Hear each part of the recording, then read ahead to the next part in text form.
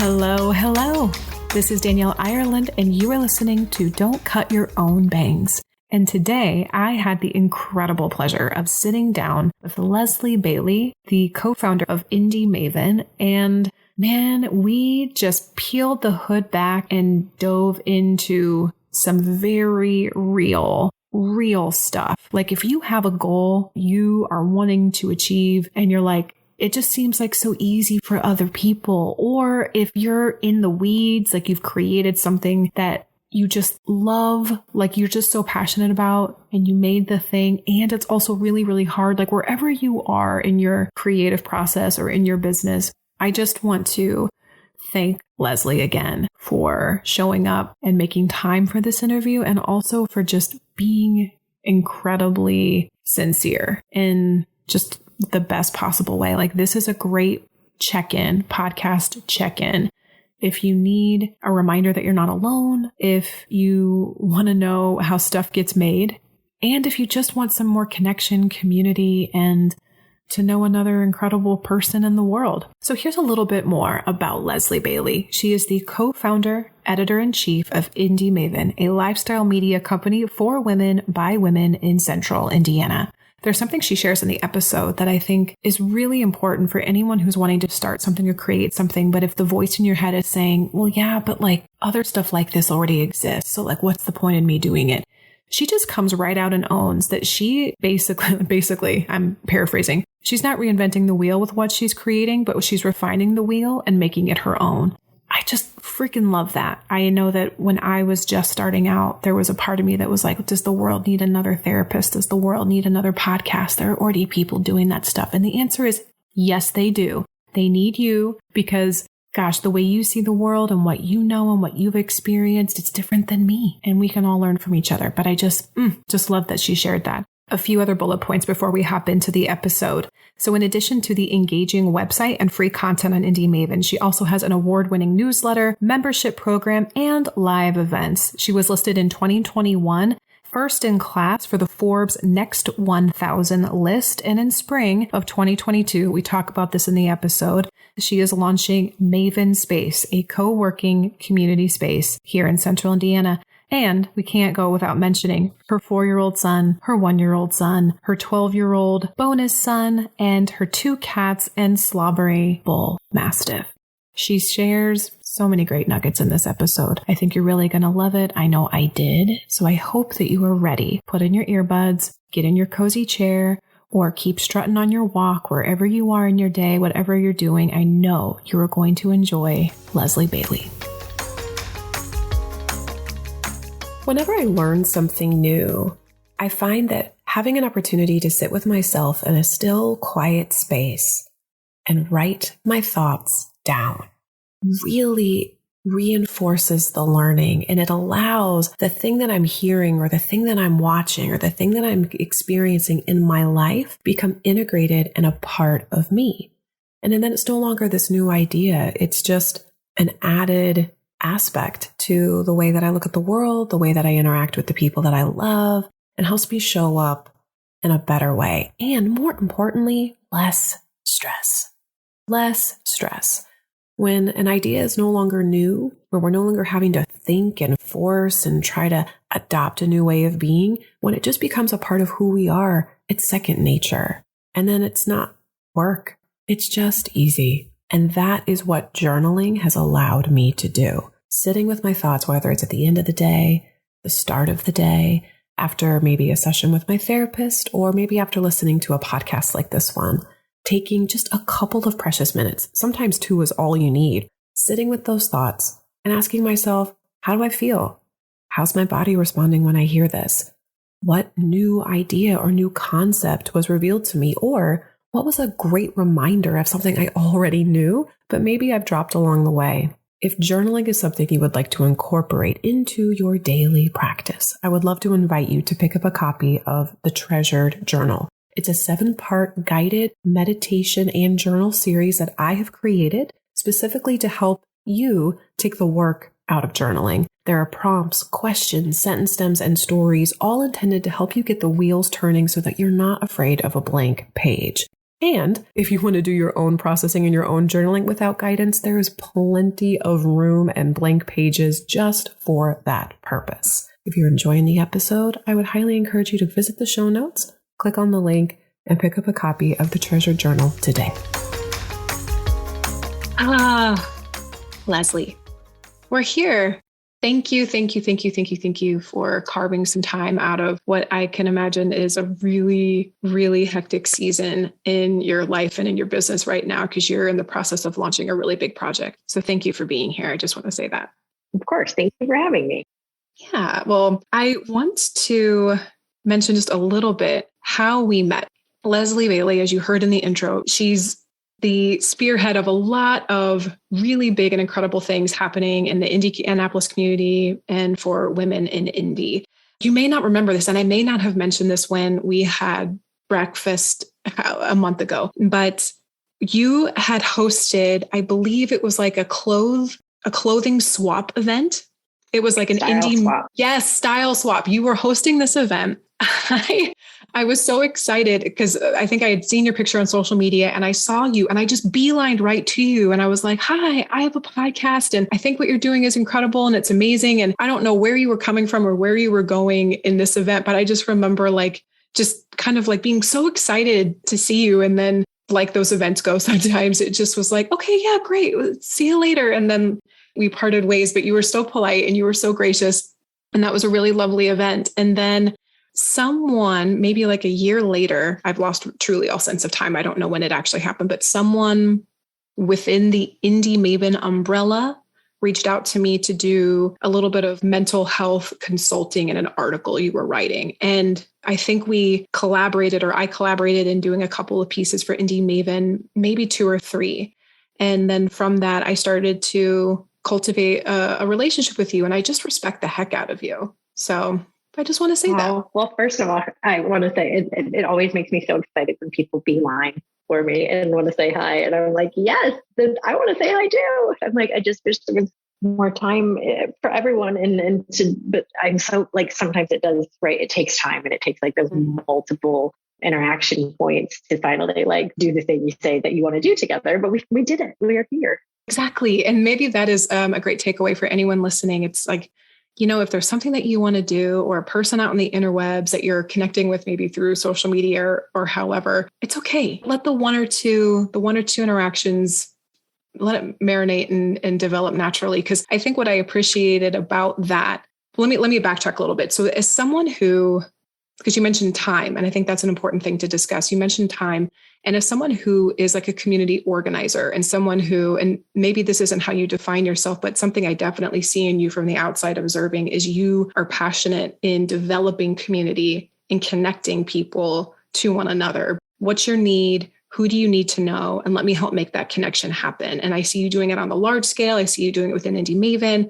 And the beauty in that is that you do develop a really strong network of people. But as the person who is the face and co-founder of that community, I could imagine being accessible, but then also filling up your own tank. That could be at times, I'll say, a challenging balance to strike.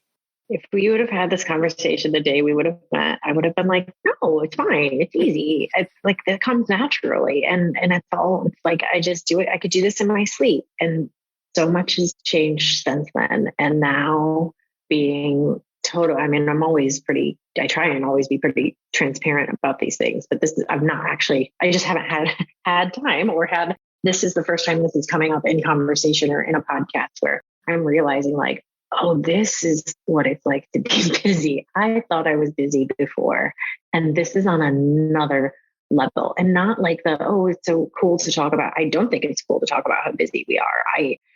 Something has to give, certainly at some point, but there's also this, the more our brains can only handle so much, and the more that is coming into my brain, I almost feel like I'm not doing as good of a job as I did before, even though maybe on the outside it all looks like growth, but it's also really hard to keep up with from a mental capacity, not even just a social, networking, whatever, wearing all the hats, doing all the things, but just in my brain, I just keep finding myself saying I feel like my brain is going to explode. I feel like my brain is going to explode.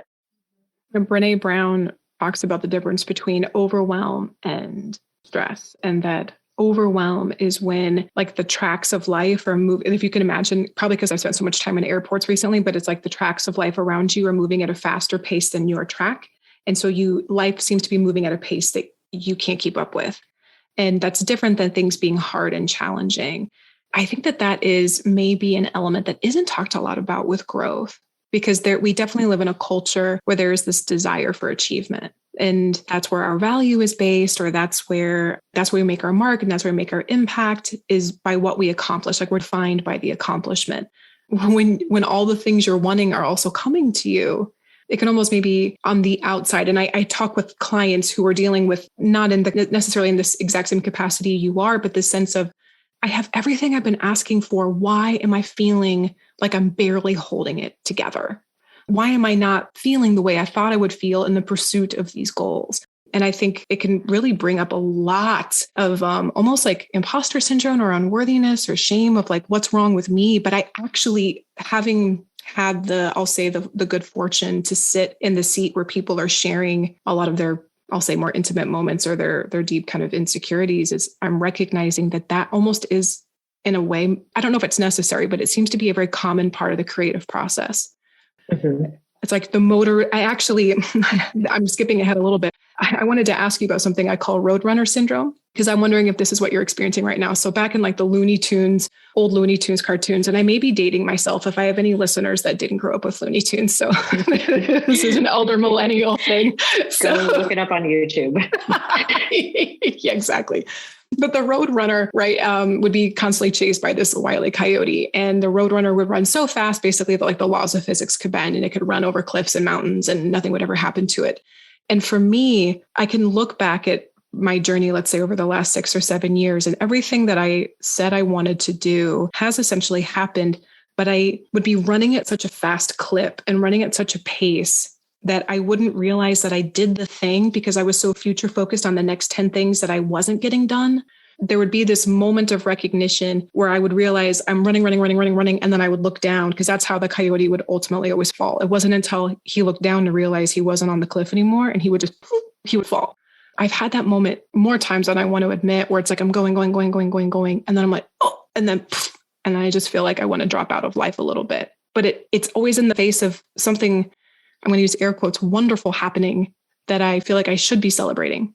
Well, I also think we can't control life. So I certainly would not have planned to be in the position that I am in right now, or put myself in, or whatever, to find myself in, however I got here. I also have a mother-in-law who is living with us and is ill. And I have 2 pets that are really ill. And I have a husband that travels all the time, and put myself in the hospital because I wasn't taking care of myself. Like all of these other things that are totally, well, maybe the hospital thing was actually in my control, but the rest of it was beyond my control. So the time, I never would have done what I'm doing at the same time, but those are the unexpected, and that's just life. And I think that's where I look down and think, oh my gosh, there's no ground under me, and I don't actually know what to do or how I got here. And I do think that is not talked a lot about. I'm so sorry. When fur babies, that was one of the things I loved about your bio. I don't mention my pets in my bio, but I'm going to change that because of yours. I thought that was so sweet. Your 2 cats and your slobbery bull mastiff. Yeah, my house, I actually have one of my best friends is actually moved in with us temporarily and is living with us right now, because he came into town and saw and kind of looked around and was like, things seem like they're a lot for you right now. Like, I just got home from the emergency room with my dog, and my husband was in London and he happened to be there. And I was like, yeah. And he's like, I'm just going to stay here for a minute and help you out. And was in a position to be able to do so. And I was like, yep, pull up a chair. Like, I will take all the help I could get right now. I am not that person that is too proud to ask for help by any means. And it is right now taking like a small village to run my life and household. Well, I'm curious, actually, hearing you say that. Do you think you recognized that you needed help? Or was it that when somebody offered it, you were like, oh, yes, I will gladly take it, but I didn't know I needed to ask, or that I could ask for it? Oh, no, I was already saying, please never leave. Like, unfortunately, he was in the state because his dad had passed away. And so this was all going on at the same time. And I kept saying, please don't leave, never leave, because I just got this glimpse into like, oh my gosh, this is what it's like to have a whole other set of hands around in our house, and just being able to survive the couple of weeks that were really bad and have gotten so much better now, like with full credit going to just him being here. Like, I don't know how I'd have gotten through the last 6 weeks without him. Thank God for our community. Thank God for our friends. That's for being sure.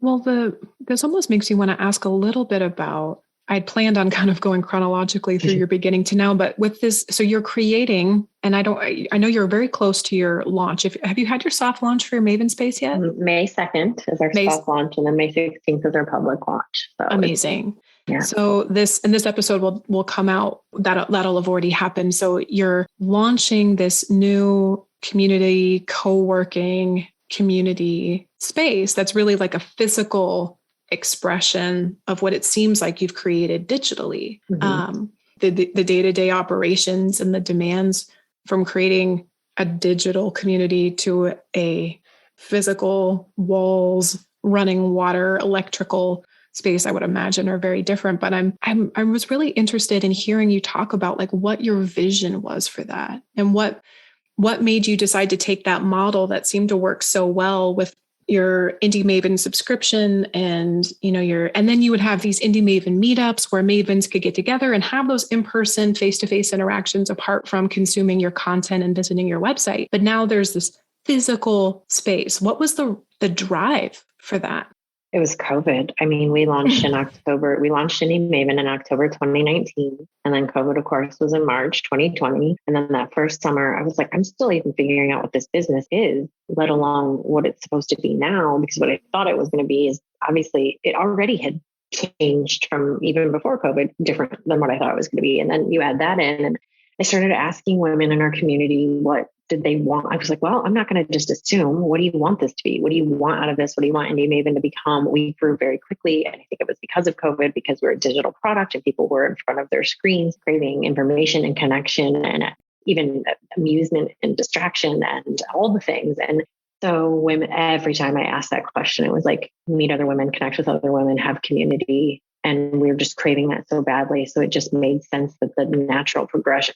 It was frustrating because that was the thing I couldn't provide in person at that time. So we, of course, did virtual events and all that. But I was just thinking ahead. And at the same time, I heard the statistic that the highest number of trademarks ever were filed, and that women were filing them more than ever and staying in the trademark system longer than ever. So even before the whole Great Resignation buzz came to be, I was like, well, of course women are going to start their own businesses. Of course, they're not going to go back to real life ever, or whatever our previous life was after. Like, that's never going to go back. And so they're going to do things on their own and build something new and need more flexibility and need a safe space. And that's not their house and that's not their traditional office.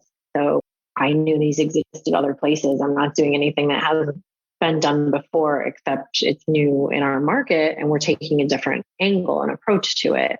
And so I think it's just putting our own spin on something. And then it happened very quickly, and it all happened very serendipitously. And I would not recommend doing it the way that I did it.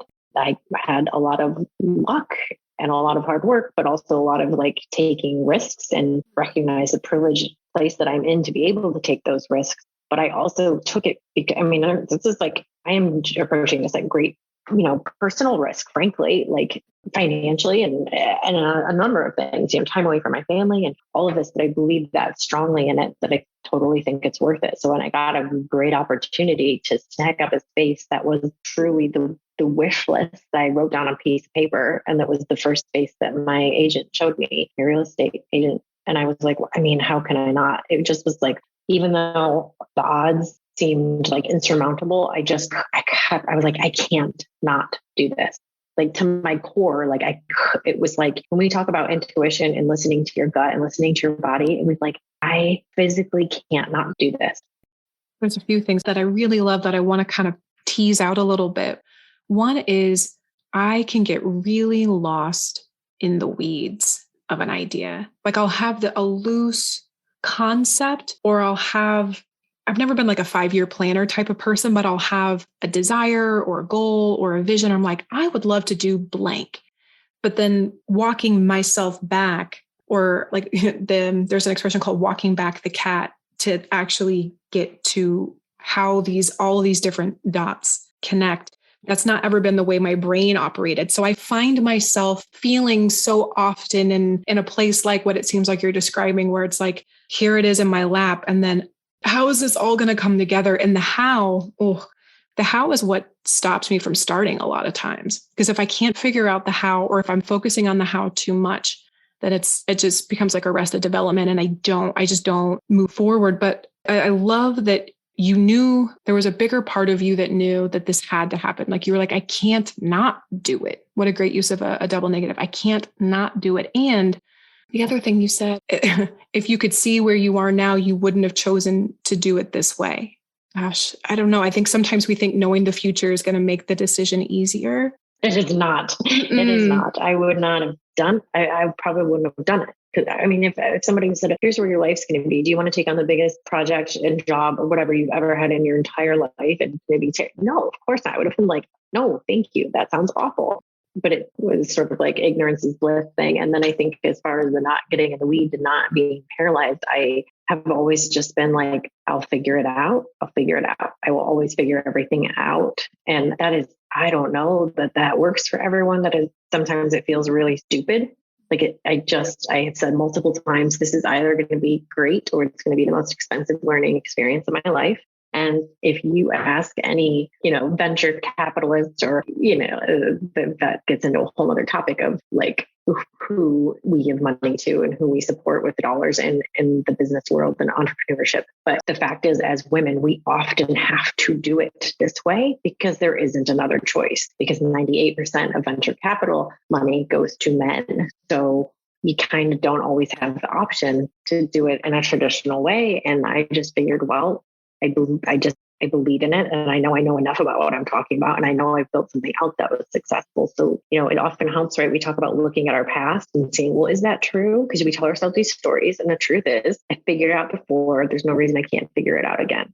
The other thing that I love about what you said before was that you had an idea of what you wanted to make. You had your own idea, but this pull you have to community, you listened to your community. And maybe, people listening who are maybe working with teams or aren't working in a corporate space or within a company, but are, working in the corporation of their families at home, right? That like you had the vision of what you wanted, but you weren't so rigid in that you were where you are because you listened to the community and you responded to the need. And then the need, like the answer to the need presented itself to you. But I can think of a number of occasions where I thought I knew better. Oh gosh, this is going to be a little embarrassing if any former or existing clients are listening, but there were times, especially in my first year as a therapist, where I just thought I knew. Now, I wouldn't have admitted it, but I thought I knew better than the client did.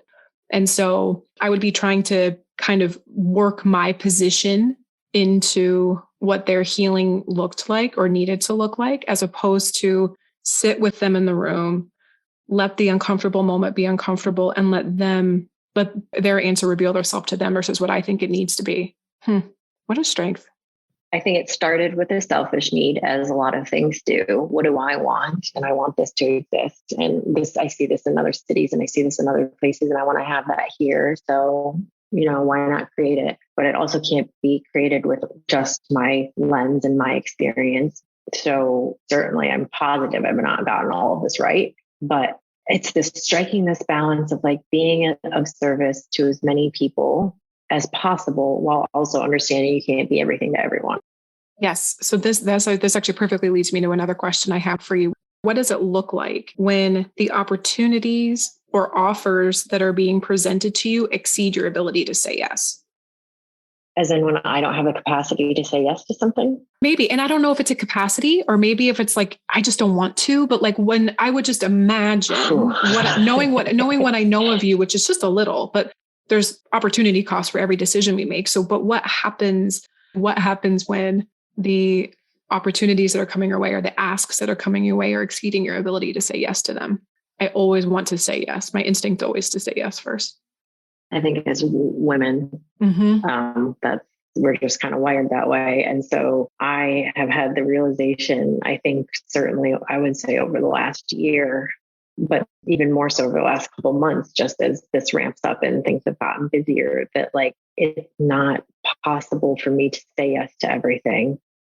that I have given away far too much. And I think as women, we give away far too much because that's what we're told. You give and give and give, and you nurture and you provide, and don't charge what we're worth or appreciate our value. And getting comfortable with the reaction of others was at first my thing. Like, I have to be comfortable with that awkward silence, or I have to be comfortable with the fact that they might get upset. And then I got over that and I was like, actually, I don't have to be comfortable with anything. Like, I've said what my answer is, and you can take and do whatever you want with that. I can't let that be my problem anymore, because I used to psych myself up and I'm going to say this and how am I going to do this? And then they're going to have this reaction. And I play it all out in my head. So I'm going to have to be prepared for this reaction. That is like a luxury I don't even have anymore. And I didn't know that that's what it was at the time, but I'm kind of glad that I've had this experience, because moving forward, even if I get time back or I have more, I'm not always going to be, I'm not always going to be in the middle of launching a 15,000 square feet space. That's not always going to be a thing in my life. So that's also helpful to keep in mind.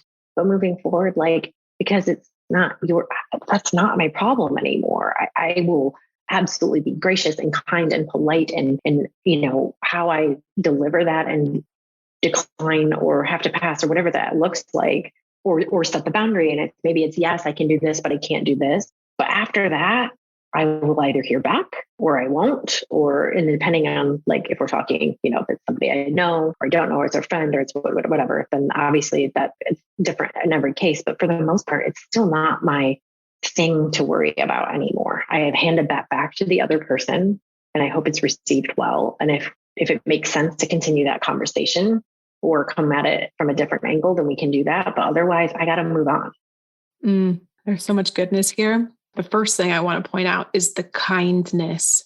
Kindness. I think so often we confuse being honest with unkind, right? The truth does not have to be delivered without tact. And you can offer a really, really nice no. And not even nice, not nice, like palatable. Because I think that's how I interpret nice. Nice means that I hope you like this, but kind is, and here's my answer, kindly, no, thank you. But kind. I think that is so, so important. Clarity is kindness too. Yes. That was literally, took the words right out of my mouth. That was so well said. Because there were three key points, what you said: kindness, acceptance, and clarity. You were clear in yourself. It sounds like you're, as much as you can be in the moment, trying to be as clear as you can and as sincere as you can with yourself about what is the thing I really want to say yes to and no to. And this was something you really wanted to say yes to.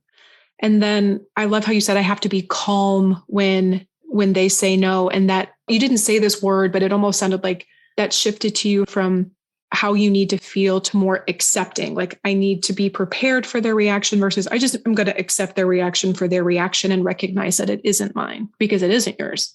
We have this sense that if, depending on how we deliver something, that we're going to control the outcome, and that's never going to be the case. And so realizing that the only thing you can control is what is your part of that conversation. Mm-hmm. But if you're constantly trying to anticipate or control or manipulate, well, how I say this is then going to change how they react. It's so much work. It's so much work that could go to so many other things. If you believe you're responsible for how someone else feels, on some level, they're going to believe that you're responsible for it too. And then you're constantly managing someone else's reaction. And when you mentioned COVID earlier, one of my absolute favorite quotes that came out of COVID was from Elizabeth Gilbert, was that in the absence of control, we realized we never had it. All we had was anxiety.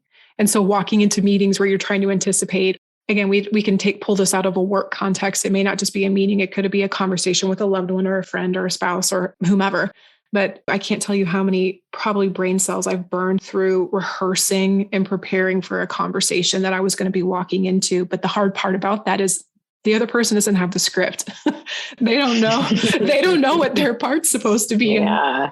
But that's really good. Now, I want to circle that to, or bring that back to when you made the decision to launch Indy Maven, right? Because you have experience editing for other companies, and as a journalist, you've been writing and creating content and doing work for other people for quite some time. I want to know more about what was the thing or series of things, or that could be the breadcrumb trail, that led you to say, I don't want to do this anymore. I want to create this.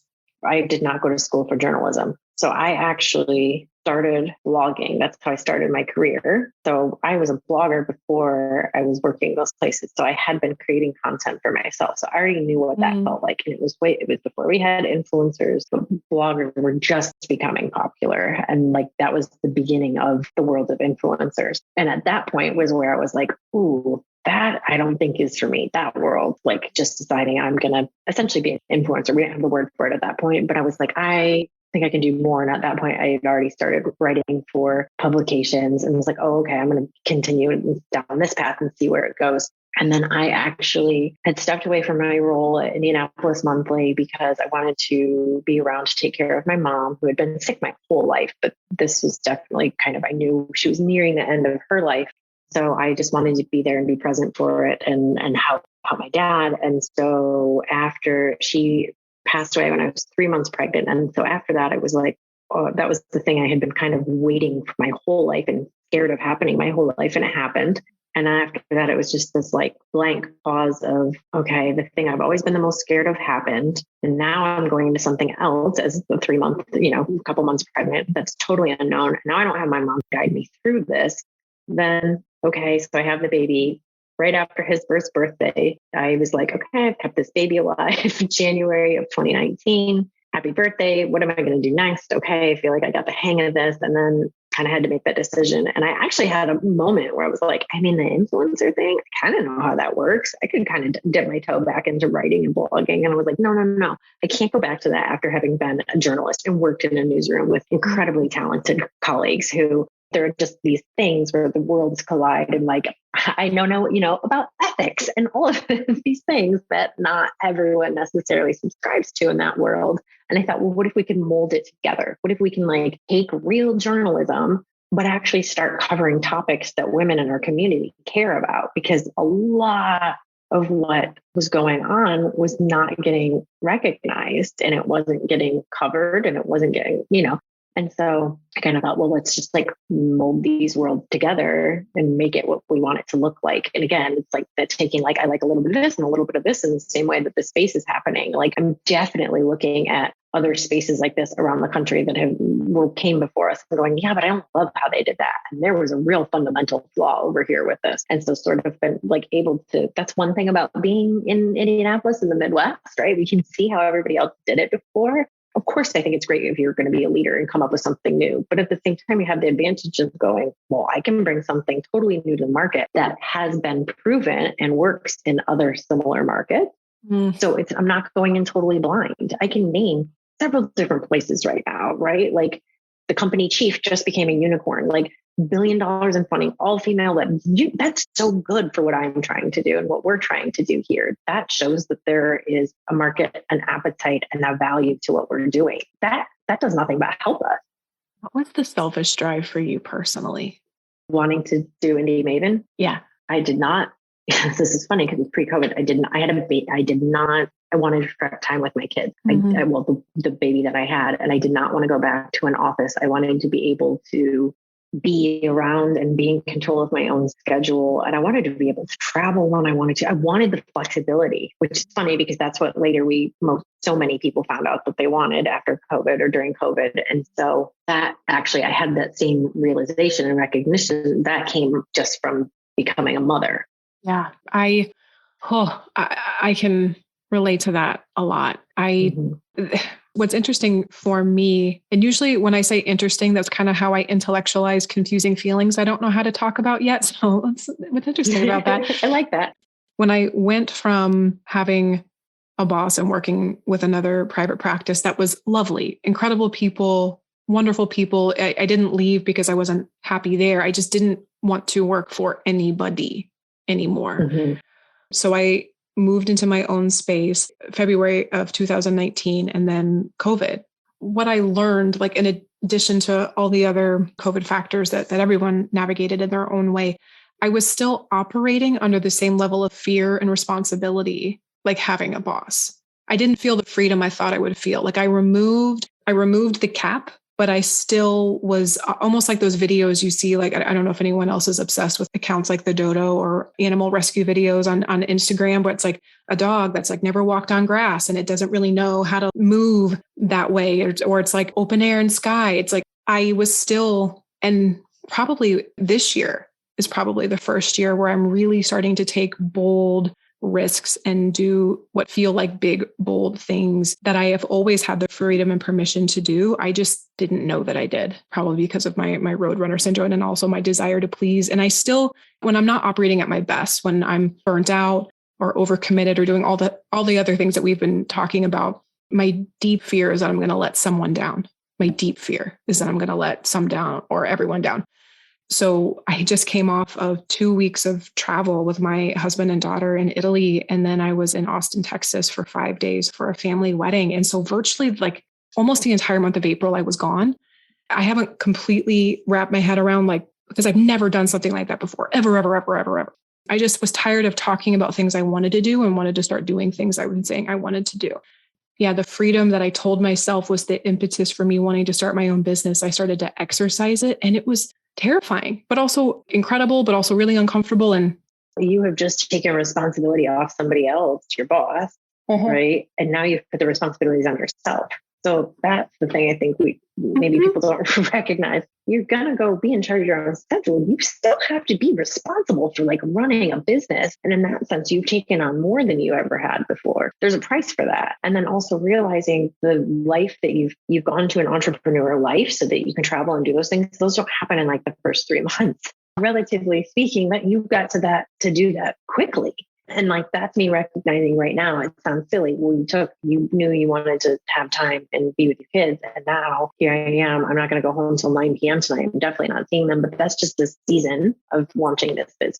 The ultimate goal is doing this so that I can go back to, and I also am protective of the time when I am with them at home. So that's also important to note, but that it doesn't happen instantaneously. You still have to work for that freedom.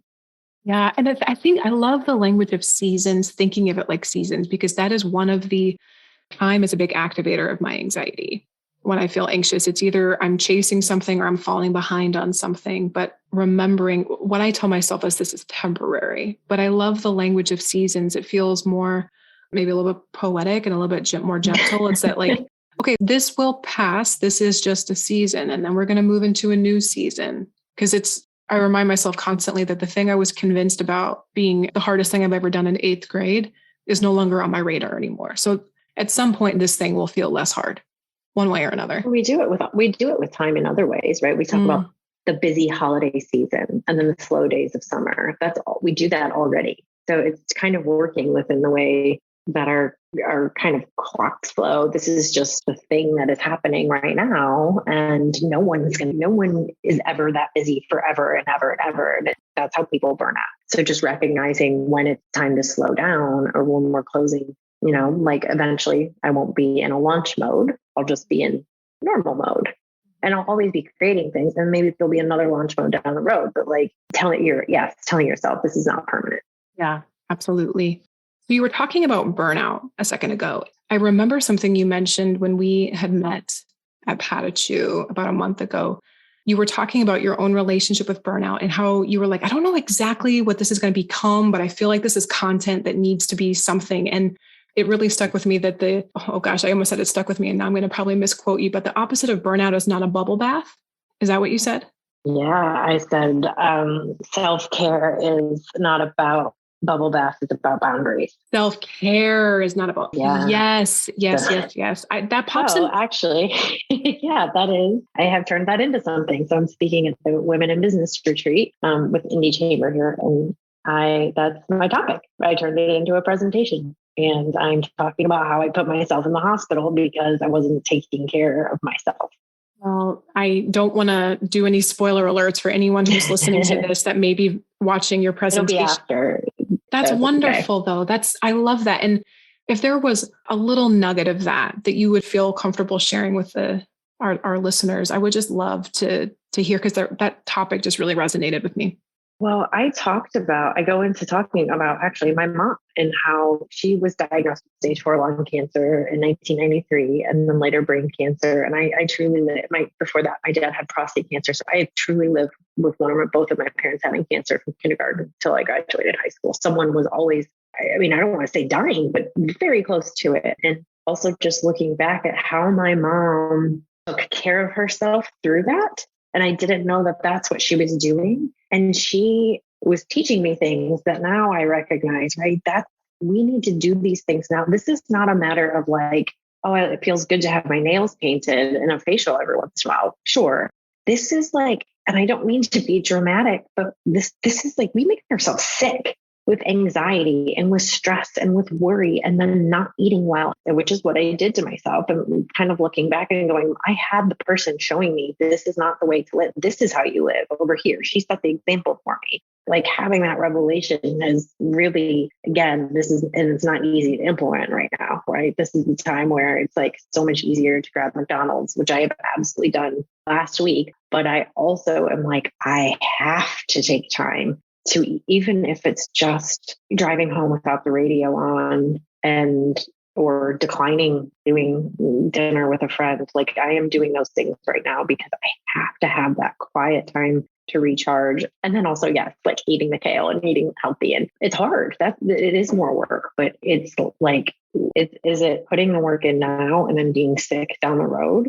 It's like you started to say something and then I felt you kind of pull back a little bit. And I just want to honor something about that is that women historically, our feelings and how they're expressed have been minimized, like systemically, culturally. Mm-hmm. I mean, hysteria, hysterectomies. Mm-hmm. I mean, it just, the language of being too much, having needs versus being needy. It is a matter of life and death because you could talk to any doctor about any illness and what they'll say is, one related cause is always stress. Well, then what does stress mean? And then what do we do about it? It's like, and kind of, it is death. It is life or death. There are women who are committing suicide from postpartum depression or physicians not listening to women and having a high rate of infant mortality and maternal, like there's still this, it really kind of is. And it sounds dramatic, right? And of course I'm like shying away because we don't want to sound hysterical. We don't want to be, we don't want to be dramatic. But I know my friend was telling me, she knows physicians who, are, oh, right, it's overdose. And she's like, that's not what's happening. Or and sometimes it is, right? It's just the stress of things and all the things, as we say, right? If that festers, it's so much worse, right? But the bubble bath concept is that is a Band-Aid. That is not solving the problem. Solving the problem looks like saying to your friend who every time you go out with her is super toxic and just sits there and talks about everybody else. Like, I don't want to do that anymore. This is not fun for me anymore. Yep. Or frankly, also don't have the conversation and you just stop seeing that person. I'm also like, I don't think that's fair to ghost people. I think it's better if you can have the conversation. Maybe it just means you spend a little less time with them. Maybe you still have a relationship and you get to determine what that looks like. That is self-care, right? The bubble baths are just a nice thing to do. But that's not going to solve anything. Remember the thing I added to what you said, because I knew that it was the idea that I had was largely attributed. It was like inspired by what you had said, but I couldn't piece it together when you said that self-care is more than a bubble bath. And for me, burnout is about boundaries. Like the remedy to burnout is not self-care. It's boundaries. 100%. Yeah. 100%.